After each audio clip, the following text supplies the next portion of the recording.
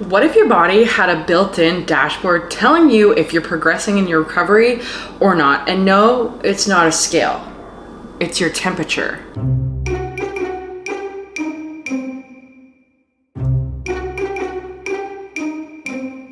If you're struggling with hypothalamic amenorrhea, loss of period due to undereating, overexercise, and inability to manage your stress levels, aka my type A ladies, hi, welcome to my channel. Hit the subscribe button because I literally talk about this all the time.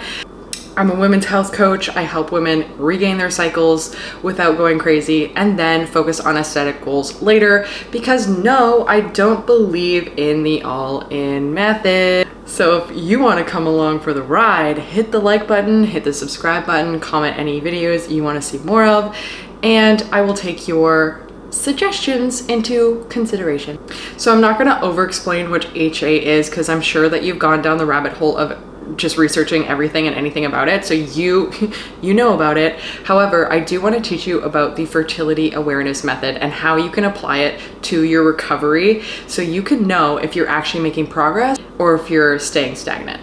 So fertility awareness, or FAM as they call it, the acronym, it's tracking your BBT, your basal body temperature, which is the temperature that you will take right in the morning before you get up, before you go pee, before you drink water, before you literally do anything. And that temperature will show you hormonal shifts that are happening. So when you see these hormonal shifts, you will know that you're on the right path. So let's get into fertility awareness, everything about it. How do I do it? How do I apply it? What do I even do? What thermometer do I need? Do I need apps? What apps do I download?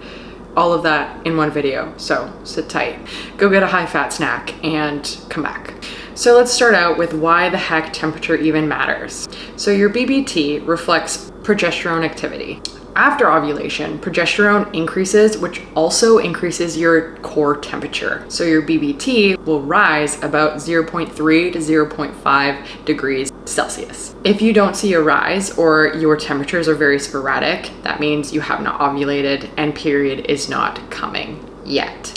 And so before you have ovulation or before ovulation occurs, your temperatures will either be low or they will be quite erratic. And this is just due to your hormones coming back online again. So we know that tracking your BBT is probably beneficial if you want to know if you are going to ovulate or if you have ovulated. So it's kind of like a celebration before the period comes. What is fertility awareness and how do you apply it? So there's actually 3 parts to fertility awareness that you track. 1 is your BBT, so your temperature. 2 is your cervical fluid, and then 3rd is cervical position.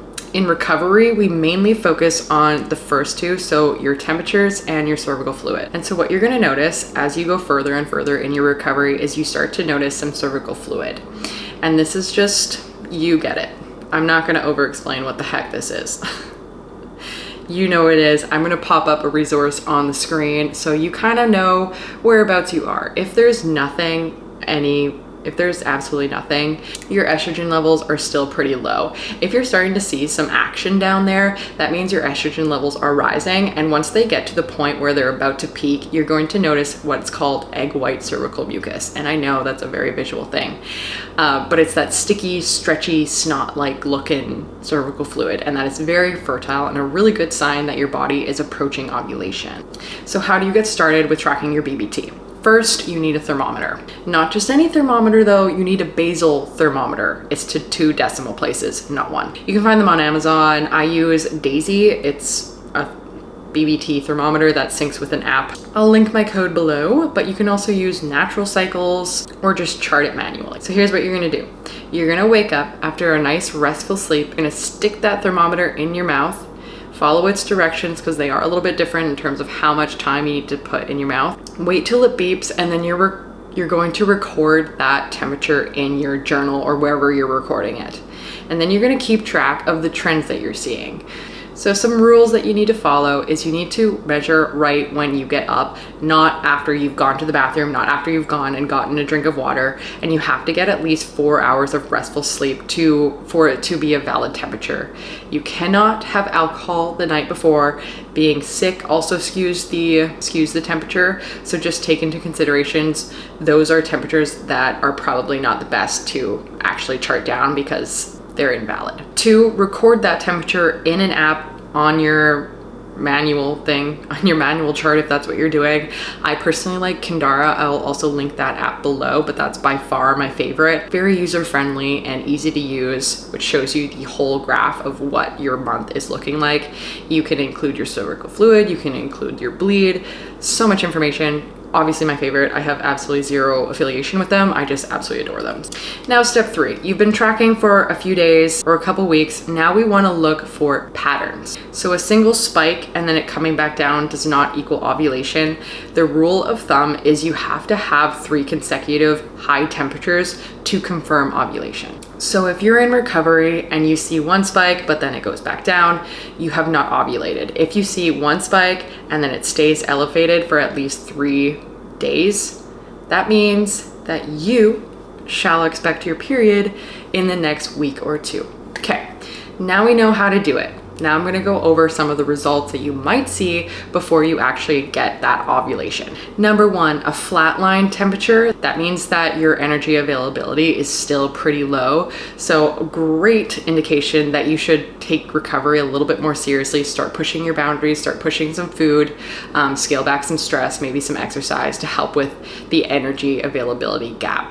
Erratic temperatures means that your system is actually trying to do something. However, keep in mind that stress, poor sleep, and inconsistent intake can mess with these signals. And finally, the best chart that you can see for yourself is biphasic temperatures, meaning you have a consistent lower temperature and then you see a very evident rise, and then that is consistent for the latter half of your cycle. And that, my friends, is confirmation of ovulation. So actually tracking your cycle can be a very empowering thing to do while you are trying to recover, and also great for biofeedback. Like if you're not seeing any progress, that means that you need to either up the ante with your caloric intake and or scale back in your exercise and calorie expenditure, while obviously taking into consideration how stressed you are in your personal life, career-wise, and also physically. The reason why I absolutely love tracking my cycle, not just now that I'm 7 years recovered, but also what I teach my clients and why I teach my clients this, is because it takes the guessing game out. There's so many times that I hear you guys or people on Instagram come to me and I'm like, oh my God, I'm so lost. Well, here's some information. Take initiative and learn about your body. Learn what the signs that your body is telling you, because your body never lies. Your mind likes to lie and avoid things. So we need to connect the mind and body together again. And this is one of the reasons, this is one of the ways that we can do that, is just learn about your own body, because it's telling you something. And once you know what it's telling you, you can then take the appropriate protocol changes forward so you can go ahead and actually get your cycle back in a relatively short amount of time, rather than doing this whole guessing game or like going all in and just be like, okay, I'm just gonna eat everything and then lie on the couch. That's honestly, my opinion, a very lazy way of putting period recovery. This is a little bit more of a strategic way. You do have to add a little bit more of intention. You do have to track your temperatures every morning, or at least consistently, and that does take time out of your day. So my opinion, if you're really serious about period recovery and you want to do it strategically, start tracking your BBT. And that shall conclude this TED Talk. Thank you so much for coming. If you feel like you need some more support on your period recovery journey, or you just kind of want to outsource it and be like, you know what, I can't deal with this right now, I've got so much things going on and I just want to know that I'm on the right path, coaching application is always linked below. And in the meantime, don't forget to subscribe before you leave. And if this is your first time seeing me, hi, welcome to the channel. I will catch you in the next one, guys.